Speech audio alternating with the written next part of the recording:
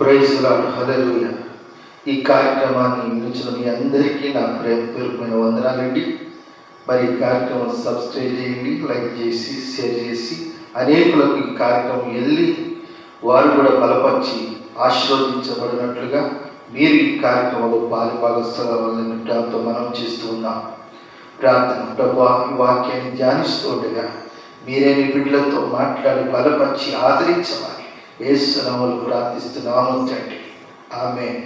ప్రభువునందు ప్రియులారా, ఈరోజు చాలామంది అనుకుంటున్నారు నాకు దీవెన లేదు, నాకు ఆశీర్వాదం లేదు. అసలు దీవెన ఆశీర్వాదము ఎవరి ద్వారా కలుగుతుంది, ఏ విధంగా వస్తుంది, ఎలా ఉండాలి, వాళ్ళు ఉండవలసిన క్వాలిఫికేషన్స్ ఏంటి, స్థితిగతులు ఏంటి అని తర్జన భర్జనలో పడిపోయి ఉంటున్నారు చాలామంది. దేవుని వాక్యం సుస్పష్టంగా తెలియజేస్తుంది పరిశుద్ధ బైబిల్ గ్రంథంలో. ఎవరిని దేవుడు ఆశీర్వదిస్తాడు, ఎవరిని దేవుడు దీవిస్తాడు అనే విషయాన్ని జ్ఞాపకం చేస్తే 115వ కీర్తనలో అంటాడు, ఎవరిని దేవుడు ఆశీర్వదిస్తాడు? ఇశ్రాయేలులారా, యెహోవాను నమ్ముకుని ఆయన వారికి సహాయము కేడు. ఇశ్రాయేలు మొట్టమొదటిగా దేవుని నమ్ముకోవాలి. రెండవదిగా ఇశ్రాయేలు అంటే మొట్టమొదటిగా జయించేవారు, ప్రార్థనా జీవితం కలిగినవారు. రెండవదిగా అహరోను వంశస్థులు యెహోవాను నమ్ముకోవాలి, ఆయన వారికి సహాయం చేయడం.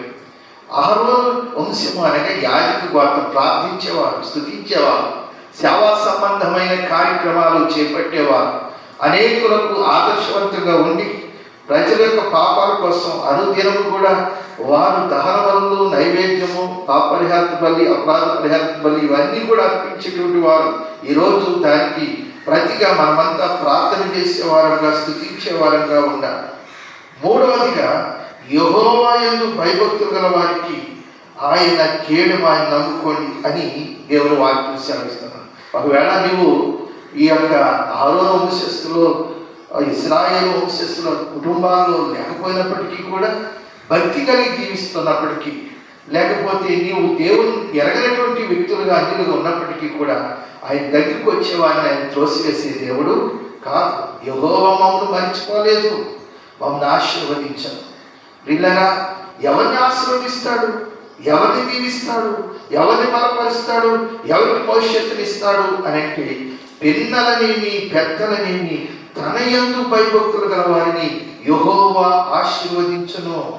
యెహోవా మిమ్మల్ని మీ పిల్లలను వృద్ధి పొందించును. భూమి ఆకాశంలో సృజించిన యెహోవా చేత మీరు ఆశీర్వదించబడినవారు. చిన్నలని పెద్దలని, ఈ ప్రాంతం వారిని ఆ ప్రాంతం వారిని ఆయనకి భేదం లేదండి.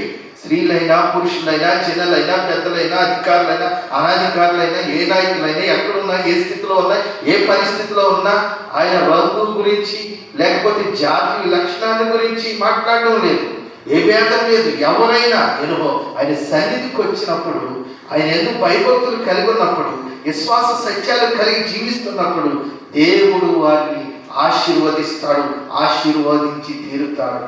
దేవుడి మాటలు మన వినికిడిలో దీవించును గాక. ఆమేన్.